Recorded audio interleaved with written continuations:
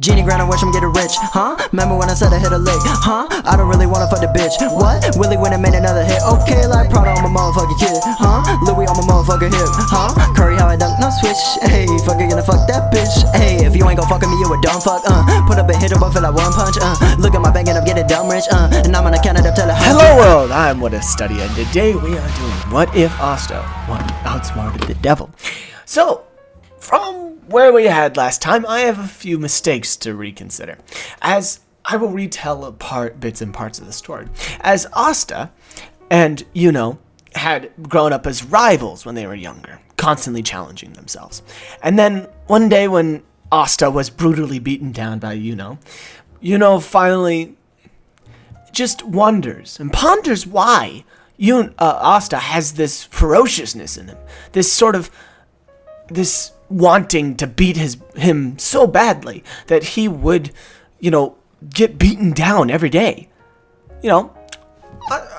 Says that he's going to leave the village, that he has enough power, and he realizes that he has enough power to become a magic knight already.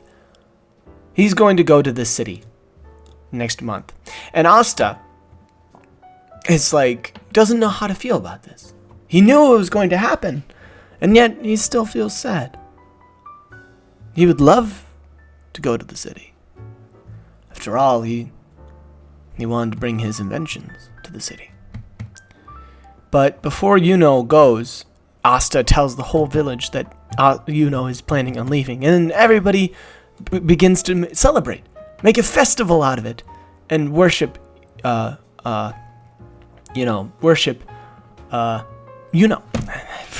God, it takes me so long. Kind of proud of his brother for doing all this while also mad at him, of course. Scolds him while also pats him on the back. He doesn't know how to feel about this.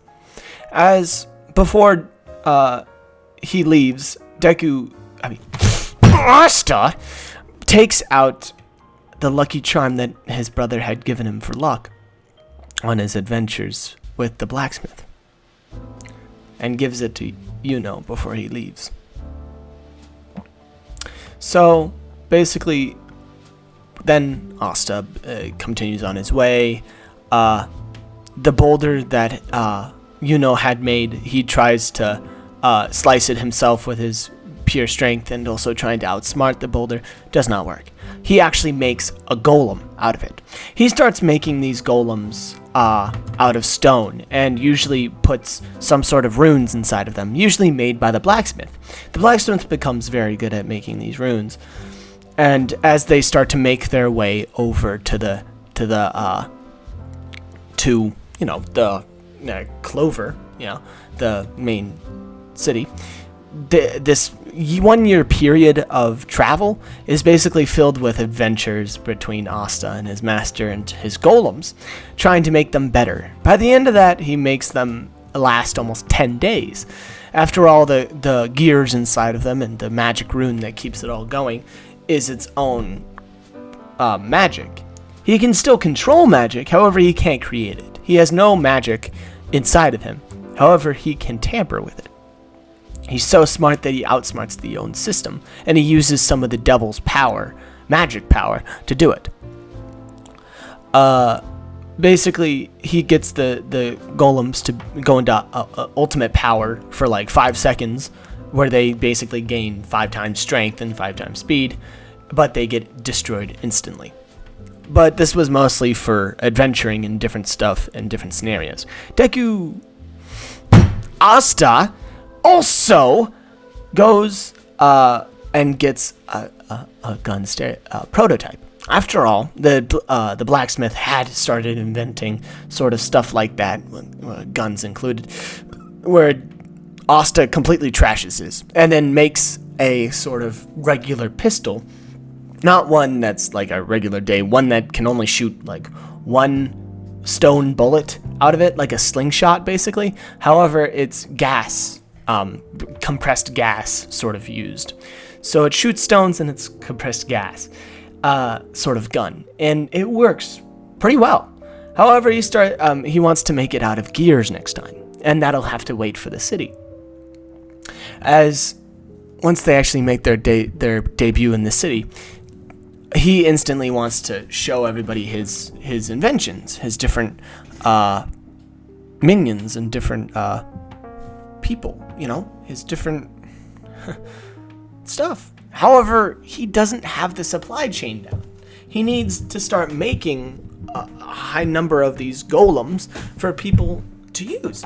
So he gets to going into a lab, which the blacksmith greets his high court mage, one that the color of his hair changes depending on what element he's using. He can only use 3 elements, however. He does not have the four clover thing. However, he has 3 different things. He has fire, water, and grass. However, that alone makes him a high court mage, and he is quite the lazy type. He's also a little bit flamboyant, and however, he allows them to use the lab. Asta instantly feels at home at the empty and broken labs that had once been populated by ancient inventors and stone mages and different stuff like that. Gears all hanged around where scrap metal could also be found. Schematics for different crazy inventions. He was in his element, and he knew it. However, he needed a lab assistant, to say the least. Some support would be fine, as the flamboyant lazy boy stops him and says, Whoa, kid. All right, you can't go and ask all these things. I can't get you any lab assistant. We have nobody on staff, nobody paid to do stuff like this. Everybody abandoned this place after the king had, well, to say the least foolishly, decided to unfund it after the wars 100 years ago. As he begs and begs and begs, the flamboyant lazy boy, as then the blacksmith walks in and says that he actually has somebody that's willing to help him. She'll be there tomorrow. As Asta, on his knees, and looks up, crying and smiling at the same time, with the tears stroking down the creases of his mouth. He says thank you with all of his heart. As he makes his way back to the labs, a girl walks straight through, kind of unknowledgeable of how strong she is. She crushes the door. He was told that she is knowledgeable about runes, even more knowledgeable than the blacksmith. She was the one that was repairing the place that he was now working in, the labs. After all, her father had lived here. She had quite a foreign accent, as she had lived in an ancient city where the city of Jaegers had lived. The city of Jaeger is actually hunter in German, and these guys were monster hunters. They basically hunted mages and monsters for a living. They were mercenaries. This whole city being full of monsters and mages, it was quite the utopia of different stuff. However, then the collapse of 19, where when she had turned 19, she unlocked her power. And when you unlock your magic inside of the city of Jaeger, it basically means that you're put on watch, basically, for magic. And she escaped that place. After all, she had a piggy bank readied up to get away. As once they discovered that she had magic, she left that place and came here. After her father had died in the labs 100 years ago, she had made her home in these labs herself until she was found. Deku and Asta and her make quick friends. After all, they both love the runes, the magic and the life that comes from it, that is placed into these golems. He searches around the old schematics and finds a golem schematic, one that was deep within the recessions, one that's made out of iron. Interesting. He still keeps its stone, however, as he can make multiple of those, and many of them. However, he keeps a main iron golem in the centerpiece, hanging up on chains as they study the different parts of it. She worked night and day, almost sleeping less than him. However, Asta cannot keep his past hidden forever, as he has night terrors and sleeps and talks in his dreams. As he wonders how she knows that, as she says that, well, yeah, she stayed here after work for, hours. After all, she's not even paid for this job. Well, she might as well love it. As he's like, even about the devil stuff? As she's like, the devil what? Ah, shit, I just told you, didn't I? Wow, I'm an idiot. Yeah, the devil's inside of me, by the way. As she's like, the devil what? What is that? As the devil's like, wait, what? You don't know me? As he's like, you can't even talk to her, dude. As she's like, who are you talking to? He's like, the devil, by the way. Oh yeah, he's like an ancient demon. I am the demon. How does she not know me? I invaded your lands. And she's like, yeah, nobody knows what this devil thing is that you're talking about. We know about some demons. And he's like, oh my god. Ask her about the battle of iron. What about the Battle of Iron? The Battle of what? No way! Does nobody remember my sieges? Everything? Everything that I did for the clout! Everything that I did! You gotta be kidding me! Ask her about the world's scorn. The devil, the demon king that sieged this land! Yeah, what he said. Nope. Nobody remembers the thing. As he's like, oh my god. As the devil just kind of hovers there, lifeless, as he's just like drifting off a little bit. As Asta pats him on the back a little bit and says, hey, look at it this way. You can use this chance to turn good. As, the devil's like, you don't think I've tried? This is my destiny, kid. I've been destined since the beginning of this millennia to frickin' be the devil. I've tried so many times to get out of hell, and so many times to possess people, but they always think that it's evil. And, I'm done trying to be the nice guy. All right, kid? But maybe this is your destiny. Maybe it wasn't supposed to happen back then. And now was your destiny to change. This is the era of change, after all. Maybe it's time for you to change too. As the devil halts his thoughts. Penny, as he looks at the girl, and looks back at Asta. Nah! I'm still the devil, you know it. As then he just like goes back into Asta's head.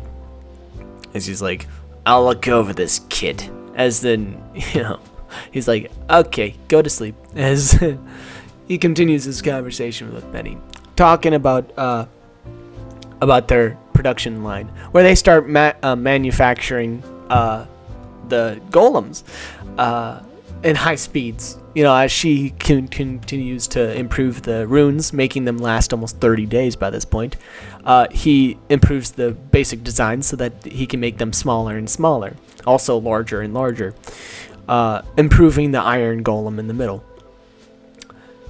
Then the next day comes, and this new year's comes, as she asks him one day about how he doesn't seem to even age. After all, it's been almost 3 years. He seems to have not even aged. As he says that, since he made a deal with the devil, he can't age. The devil is inside of him. He shares his body with the devil. As such, the devil has given him eternal life. It's part of the deal. I give him my soul, I gain eternal life. As she's like, don't you worry about your soul. As he says, well, think about it this way. He wants my soul so once I die, he can take my soul and take my body down to, wherever. But I'll never die unless you're stabbed or killed by somebody's hand. Well, I actually have a contingency plan for that too. I'm just going to make so many golems that they can just protect my body. She's like, that's a stupid plan. Sorry, but that's stupid. And she's like, I know it's stupid, but that's why it's awesome. Because think about it. Golem huddle. Just defensive wall of all golems. Anyways, enough of my fantasizing. How are we doing on the sales as they start to sell the golems on the main market? To everybody. Small little golem butlers that would run around, and once they were broken, well, they would come back to Asta, who would charge extra for fixing them, which ended up becoming very lucrative. He started to invest all of that money that he was gaining from, well, all the golems that he was selling to all the rich families in the world, to invest into more research, investing into the iron golem, ones that's inner workings are made of gears and all different types of stuff.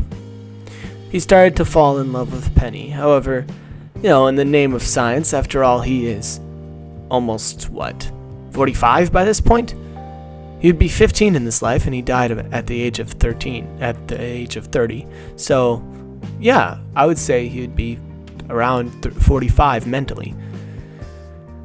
So, he knows he also knows the fact that the devil is inside of his brain. It may be a side effect, but he starts to get invitations to different places. Powerful people got in contact with him. Many offered him great deals. Thousands upon thousands of ancient families want their piece of his pie. However, he will not submit to just anybody until he gets an invitation. It's the Silvas, one of the strongest families in this whole continent. I mean, how could he not? Maybe this would be the big business bust that he was waiting for. They would need thousands of butlers if they needed it. After all, they own that many families. Who knows what their sort of corrupt business is like, but I have to go anyways. This Penny worries for him. After all, this is kind of dangerous. These people, I don't trust them. I mean, you haven't accepted anybody else's. As Asta looks back and says, Penny, I want you to trust me. You've trusted me so far, but I want you to trust me one more time. I have a bad feeling too, but this once I will be willing to pay the price. I'll be back. Don't you worry. As he heads off to their household. One in the mountains, cloaked by smog. The glass doors and glass surfaces reflect perfectly off of the serene lake next to it. Is he coming? We could only assume, sir. Good.